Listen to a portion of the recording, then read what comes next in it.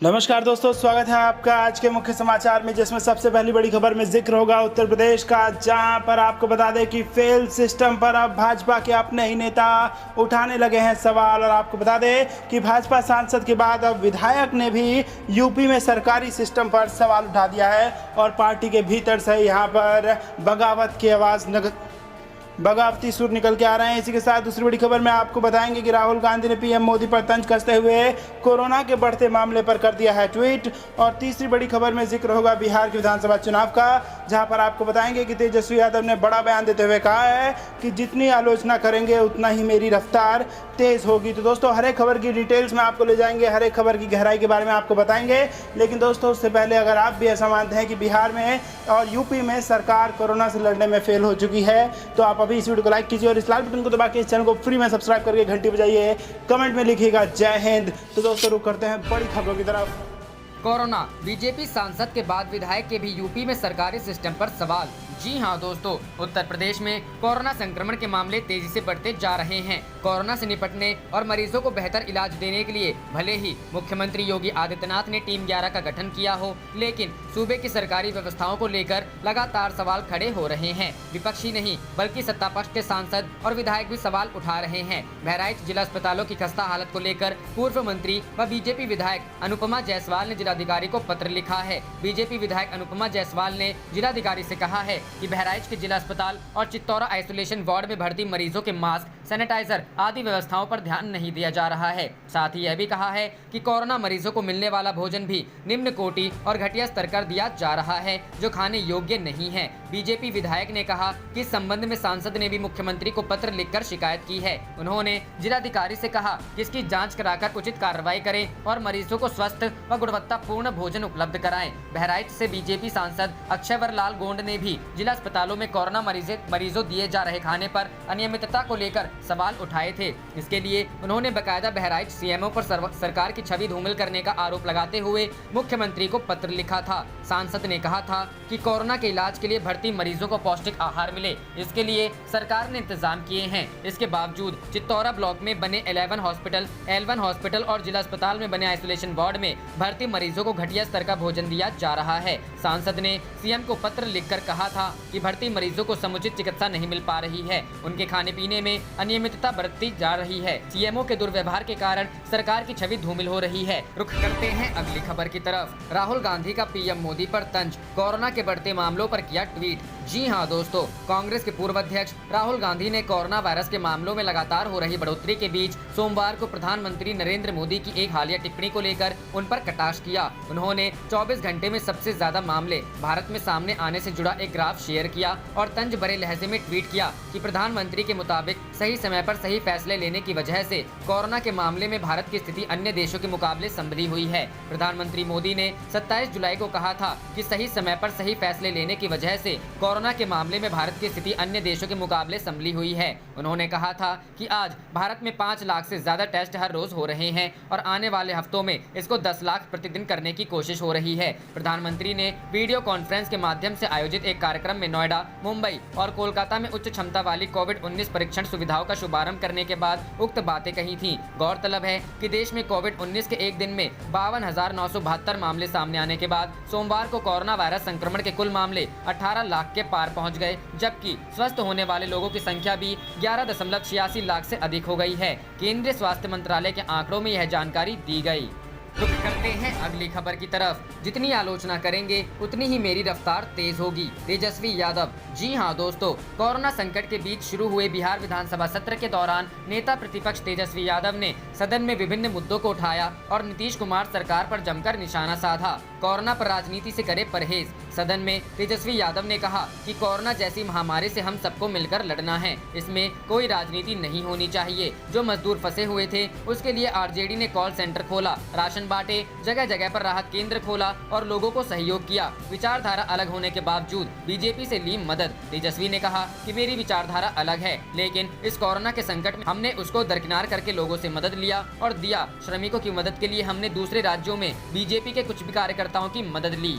रुक करते हैं अगली खबर की तरफ। नहीं कम हो रहा प्रवासी मजदूरों का दर्द, कोई लौट रहा वापस तो कोई घर बेचकर भर रहा पेट। जी हां दोस्तों, कोरोना वायरस के कारण लगे लॉकडाउन के दौरान अपने घरों को चले गए प्रवासी कामगारों में से करीब 2/3 गाँवों में कौशल आधारित रोजगार के अभाव में या तो शहरों को लौट चुके हैं अथवा लौटना चाहते हैं। एक सर्वेक्षण में यह तथ्य निकल कर आया है, जिसमें करीब 4,835 परिवार शामिल हुए। यह अध्ययन Aga Khan rural support programme action for social advancement, Gramin Sahara, आई सक्षम प्रदान, साथ ही यूपी, सेस्टा, सेवा मंदिर और ट्रांसफॉर्म रूरल इंडिया फाउंडेशन ने मिलकर किया है। यह अध्ययन 24 जून से 8 जुलाई के बीच 11 राज्यों के 48 जिलों में 4,835 परिवारों के त्वरित आकलन पर आधारित है। इसमें पता चला कि 29% प्रवासी शहरों में लौट चुके हैं और 45% शहरों में वापस आना चाहते हैं। अध्ययन में गाँव में कौशल आधारित रोजगार के अभाव की बात सामने आई है, जिसके चलते अपने घरों को लौटे करीब 2/3 प्रवासी या तो शहरों में वापस आ गए हैं या आना चाहते हैं। अध्ययन में यह भी पता चला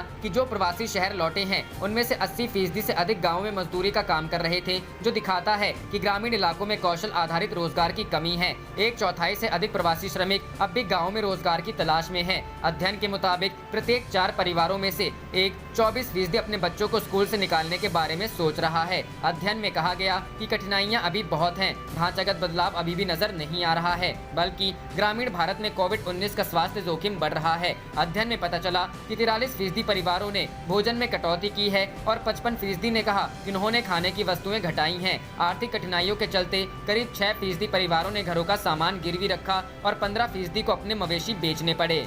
रुक करते हैं अगली खबर की तरफ। दिल्ली सीएम ने कहा, नहीं बंद होंगी मुफ्त योजनाएं, अपने खर्चे घटाकर कोरोना से लड़ेगी सरकार। जी हां दोस्तों, कोरोना काल में दिल्ली में लॉकडाउन के कारण बड़ा नुकसान हुआ है। बीते 3 महीनों में दिल्ली को हजारों करोड़ की आर्थिक चपत लगी है। भले ही जून के बाद खुलने वाले आंशिक खुले लॉकडाउन ने परिस्थितियों को सुधारा, लेकिन तब तक दिल्ली का काफी नुकसान हो चुका था। दिल्ली के आर्थिक नुकसान के बाद दिल्ली सरकार के राजस्व में कमी होती जा रही है, जिससे बड़ा सवाल ये पैदा हो गया है कि क्या दिल्ली सरकार इस खस्ता हालत के बीच दिल्ली में दी जा रही मुफ्त सेवाओं को जारी रखेगी। हालांकि केजरीवाल सरकार ने दिल्ली को वैश्विक बाजार से जोड़ने के लिए कई बड़े फैसले लिए हैं। उम्मीद की जा रही है कि आगे भी दिल्ली सरकार ऐसे ही फैसले लेती रहेगी। इसी बीच दिल्ली सरकार की तरफ से जॉब पोर्टल शुरू किया गया है, जो दिल्ली में ही नहीं दिल्ली आने वाली बाहरी राज्यों के नौजवानों के लिए बेहतरीन प्लेटफॉर्म बन गया है। वहीं मुफ्त दी जा रही सेवाओं को बंद करने के बारे में दिल्ली मुख्यमंत्री अरविंद केजरीवाल ने कहा है, हम मानते हैं कि राजधानी के राजस्व में काफी कमी आई है, लेकिन इसको लेकर दिल्ली की जनता को फिक्र करने की जरूरत नहीं है। सीएम ने कहा है कि दिल्ली सरकार ने इसको लेकर फैसला किया है कि वो अपने खर्चों में कटौती करेगी, लेकिन दिल्ली में पहले से चली आ रही सरकारी योजनाओं में किसी भी तरह का कोई फेरबदल नहीं किया जाएगा। सीएम ने कहा कि हम जनता को परेशानी में डालकर दिल्ली का राजस्व नहीं बढ़ाएंगे। सीएम ने ये भी बताया कि जल्द ही इसके तरीके खोज लिए जाएंगे। दिल्ली सरकार की पहली प्राथमिकता दिल्ली की जनता की जेब में पैसे डालना है, न कि उनकी जेब से पैसे निकालना। इसलिए दिल्ली वासियों को फिक्र करने की जरूरत नहीं है।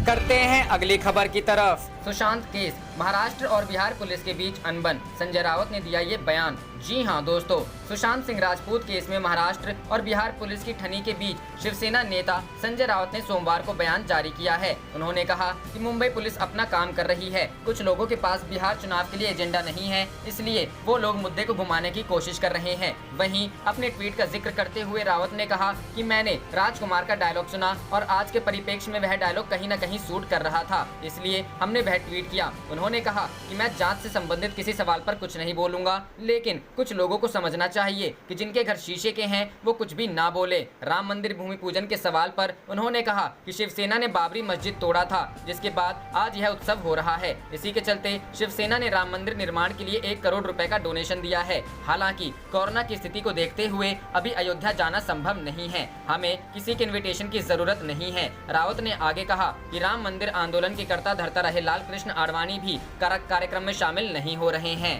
रुख करते हैं अगली खबर की तरफ। अब पश्चिम बंगाल में लगा भाजपा को झटका, 21 विधायक ममता की पार्टी के साथ। जी हां दोस्तों, पश्चिम बंगाल में तृणमूल कांग्रेस का पलड़ा भारी पड़ता नजर आ रहा है, क्योंकि भाजपा के 21 विधायक पार्टी बदल सकते हैं। इनमें 4 सांसद, 1 विधायक और 16 पार्षद शामिल हैं। सूत्रों की माने तो इनमें से अधिकतर टीएमसी से बीजेपी में शामिल हुए थे और अब ये घर वापसी की योजना बना रहे हैं। अगर यह सही है तो यह पश्चिम बंगाल बीजेपी के लिए विधानसभा चुनाव से पहले बड़ा झटका साबित हो सकती है। खबर है कि एक भाजपा सांसद जो 2 बार सांसद रह चुके हैं और पश्चिम बंगाल से बताए जा रहे हैं, वह भी पिछले 3 महीनों से दिल्ली में टीएमसी नेताओं से संपर्क बनाए हुए हैं और टीएमसी में शामिल होने की इच्छा जता चुके हैं। कई दिनों से दिलीप घोष के नेतृत्व पर सवाल उठ रहे हैं। यह भी कहा जा रहा है कि उनके सभी नेताओं के साथ सामंजस्य नहीं बिठा पा रहे हैं। इसी वजह से राज्य स्तर पर कोई फैसला लेने से पहले सबको विश्वास में नहीं ले पा रहे हैं। रुक करते हैं अगली खबर की तरफ। उत्तर से लेकर दक्षिण तक भारी बारिश की आशंका, महाराष्ट्र में रेड अलर्ट। जी हां दोस्तों, भारतीय मौसम विभाग ने अपने ताज़ा अपडेट में कहा है कि आज से लेकर अगले 3 दिनों तक अब दक्षिण भारत में जमकर बारिश होने वाली है, तो वहीं उत्तर और मध्य भारत में भीषण बारिश होने का अनुमान है और इस वजह से दक्षिण से लेकर उत्तर तक भारी बारिश का अलर्ट जारी हुआ है। महाराष्ट्र में रेड और केरल में ऑरेंज अलर्ट। केरल के कई जिलों में सोमवार को भारी बारिश का अनुमान है। IMD ने इडुक्की, कोझिकोड, कुन्नूर और कासारगोड के लिए ऑरेंज अलर्ट जारी किया है। तटीय कर्नाटक और केरल में जमकर बारिश होगी। मौसम विभाग ने 4 अगस्त को तटीय महाराष्ट्र और गोवा के लिए रेड अलर्ट जारी किया है। यूपी के इन जिलों में होगी बारिश। उत्तर प्रदेश के अमेठी, आजमगढ़, बहराइच, बलिया, बलरामपुर, बाराबंकी, बस्ती, चंदौली, देवरिया, फैजाबाद, गाजीपुर, गोरखपुर, जौनपुर, कुशीनगर, लक्सर, महाराजगंज, मऊ, प्रतापगढ़, रायबरेली, संत कबीर नगर, श्रावस्ती, सिद्धार्थनगर, सीतापुर, वाराणसी और सुल्तानपुर में भारी बारिश की आशंका है। रुक करते हैं अगली खबर की तरफ। भाजपा को लगा तगड़ा झटका, नीतू सिंह ने अपने समर्थकों के साथ कांग्रेस से मिलाया हाथ। जी हां दोस्तों, झारखंड कांग्रेस के प्रदेश अध्यक्ष और मंत्री रामेश्वर उरांव सहित अन्य वरिष्ठ नेताओं की उपस्थिति में रविवार को प्रदेश भाजपा महिला मोर्चा की पूर्व उपाध्यक्ष सह बोकारो जिले के चंद्रपुरा जिला परिषद की सदस्य नीतू सिंह अपने समर्थकों के साथ कांग्रेस में शामिल हो गयी। रांची स्थित प्रदेश कांग्रेस भवन में रविवार को आयोजित मिलन समारोह को संबोधित करते हुए रामेश्वर उरांव ने कहा कि कांग्रेस देश की सबसे पुरानी पार्टी है। इसी पार्टी ने देश को आजादी दिलाई और बाद में देश के पुनर्निर्माण की बुनियाद रखी। उन्होंने कहा कि कांग्रेस पार्टी गरीबी, आर्थिक, सामाजिक और राजनीतिक असमानता को दूर करने के लिए संघर्ष करने वाली है। इस पार्टी ने देश को गुलामी से मुक्ति दिलाई और अब लोगों की परेशानियों को दूर करने के लिए संघर्षरत है। प्रदेश अध्यक्ष ने कहा कि कांग्रेस धर्मनिरपेक्षता और समाजवाद के सिद्धांत पर विश्वास करती है। रुक करते हैं अगली खबर की तरफ। लखनऊ में गायब हो गए 1000 से ज्यादा कोरोना पॉजिटिव मरीज, तलाशने में छूट रहे पुलिस के पसीने। जी हां दोस्तों, उत्तर प्रदेश में भी कोरोना ने जमकर कहर बरपाया है। इस बीच अब खबर यह आ रही है कि सरकार की आंखों में धूल झोंककर यहां करीब 1000 से ज्यादा कोरोना पॉजिटिव मरीज फरार हो गए हैं। पुलिस कोविड-19 संक्रमित मरीजों की तलाश कर रही है, लेकिन इन्हें ढूंढने में पुलिस के पसीने छूट रहे हैं। न्यूज 18 की रिपोर्ट के मुताबिक 23 से 31 जुलाई के बीच यहां व्यापक पैमाने पर लोगों की कोरोना टेस्टिंग की गई थी। टेस्टिंग के बाद हजारों लोगों की कोरोना रिपोर्ट पॉजिटिव आई है। इनमें से करीब 1119 लोग अचानक लापता हो गए। अब तक पुलिस ने 1171 कोरोना पॉजिटिव मरीजों की खोज निकाला है, लेकिन अभी भी 1119 कोरोना संक्रमित लापता हैं। यहां के पुलिस कमिश्नर सुजीत पांडे के मुताबिक कोरोना संक्रमण की चेन तोड़ने के लिए हजारों की संख्या में जांच की गई थी। तमाम जगहों पर कैंप लगाकर लोगों की जांच हुई। इस दौरान कई लोगों ने फॉर्म पर गलत नाम, पता और मोबाइल नंबर भरा। जांच रिपोर्ट आने के बाद जब इनकी तलाश शुरू हुई तो नाम और पते गलत बताए गए। नाम पता सही नहीं होने की वजह से पुलिस को इन्हें ढूंढने में काफी समस्याओं का सामना करना पड़ रहा है। बताया जा रहा है कि टेस्टिंग के बाद नाम, पता गलत बताने वाले लोगों के बारे में जानकारी जुटाने के लिए पुलिस को एक सूची सौंपी गई थी। पुलिस ने इस सूची को सर्विलांस पर डाला था और इसी के जरिए 1171 मरीजों को तलाशा गया था, जबकि अभी 1119 मरीजों की तलाश जारी है। इन लोगों को खोजे जाने के बाद कोरोना को लेकर बनाए गए सरकारी नियमों के तहत इन पर कार्रवाई भी की जा सकती है।